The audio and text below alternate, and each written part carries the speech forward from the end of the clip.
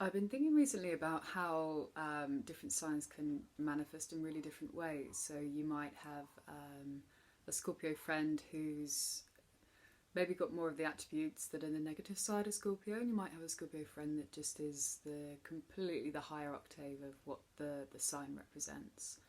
And my current research on body psychotherapy might give us some clues as to why we experience that sign in very different ways, or any of the other signs. So I might do videos on that as well. But we'll start with Scorpio.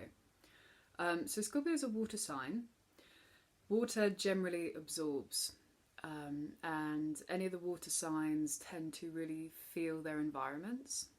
And when that is functioning at a really optimal level as a gift, that can mean someone who's very intuitive, who can read the environment to their benefit. So, for example, from a business perspective, you might be able to um, hire someone when they come in for an interview because you just get a hunch that something's going to fit with them in the organisation. Or you might be shopping or out somewhere in public and you just feel that the environment isn't safe, and you make the choice to leave the environment, and then next day you hear there was a fatality that happened there, and that could have been you. Or just a couple of examples. They feel the environment, and when that's working at an optimal level and they really really trust those feelings, the gut instincts, it's like having a sixth sense. In order for that to happen, the parents who are raising the Scorpio have to cultivate that as a good thing. So let's say, for example, the young child picks up something about where they're going, or they recognise the environment. They say, "Oh, are we going to so and so today?" And the parents like, "Oh, wow, you're really clever that you knew that," or "How did you know?" Or they really kind of support the fact that this child can just pick stuff up. If the parent finds that annoying, at very least, hostile towards it to a greater degree, what that can then mean is that that child, let's say the Scorpio child, starts to not trust their intuition, but also to fear it. So, say for example, if the child picks up anger in the environment, and they're like, "Oh, mummy, you're angry," or "Daddy, you're angry," and the parent isn't aware that they're angry. I mean, they kind of know that they are, but they don't really want their child to be telling them "you're angry" type of thing. So they're being irritable, or they're being passive aggressive or something like that. Then the parent snaps at the child and says, I don't know, they just say something that isn't supportive. So then the Scorpio child starts to withdraw, starts to stop sharing that information, starts to not feel comfortable about these feelings that they've got. Or even deeper than that, there could be undercurrents in the family environment that no one's talking about. Okay, so instead of the parents having an argument where they're quite vocal, they might both internalize and be passive aggressive to each other. So there's just a funny atmosphere. I mean, perhaps you've walked into a room and there's been a fight. Maybe some of you know what that feels like. It's quite palpable. You can tell that the body language between the people just aren't, that something has happened. So if the child can pick up on that, but they don't feel like they have the capacity to express that to either parent for fear of the hostility coming back to them, or because the parents they haven't taught that child that it's okay to have feelings, to express feelings, all of that intuition and knowing, it's got nowhere to go, it's got no reference point. So the child might be thinking, something's happened and I don't know what it is. Maybe it's my fault, because that's how children think. So this can kind of flavour what that Scorpio water element capacity can turn out like. So either it's seen as a really wonderful thing by the parents that their child is intuitive and can read the environment, and they actually find them like a wise a wise member of the family even at a young age, or they see them as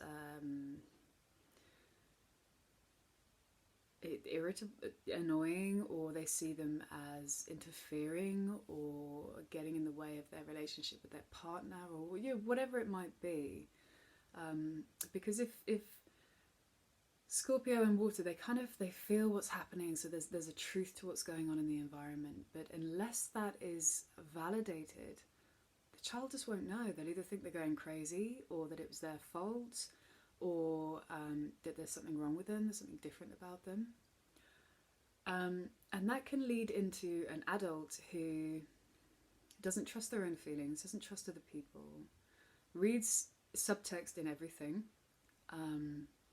tries to either avoids people or manipulates the situation to get what they want because they've got a fear of confrontation.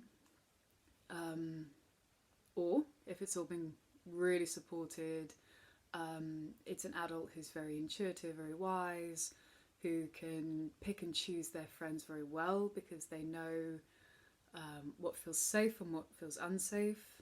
They can read emotions, but they've got a real sense of these are my emotions and these are your emotions, rather than the kind of the merging of the boundaries that would happen with the previous example. So essentially the energy is there. It's raw. It's about absorbing and interpreting what's happening in the environment at a very, very deep, deep level. But how that is shaped very much depends on how the parents and the peers, I've only really talked about the family context, but also that moves into wider groups. At school, obviously the influence is not the parents anymore, it's the teachers, it's their classmates. So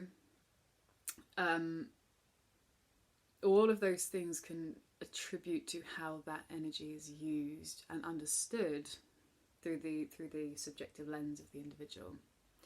So this doesn't mean that you're either a good Scorpio or a bad Scorpio, as some astrological videos might say, or that these traits are innate. It's more to do with how the energy is used or not used. And all of these things can change, especially water. Water takes shape in whatever vessel it's put in. So if you put it in a jar, it's going to take the jar. If you put it in the river, it's going to take the river. So when you're working with water and especially the Scorpio element, and you are recognizing the negative traits that they might put in textbooks, maybe take some time to go back and look at some of the early childhood unresolved patterns. And you could do that loads of ways. It might be art therapy, it might be psychodrama, it might be body psychotherapy, it might be CBT, you know, whatever works for you really. And I think it's worth doing a whole variety of different things until you find the right equation for you. And different things will come up at different times for when you're ready to focus on them. But there is no such thing, from what I can tell, as a good or a bad Scorpio. There's energy, how it is used, and how it can be used and abused. And all of those things have got capacity to evolve and dissolve in equal measure.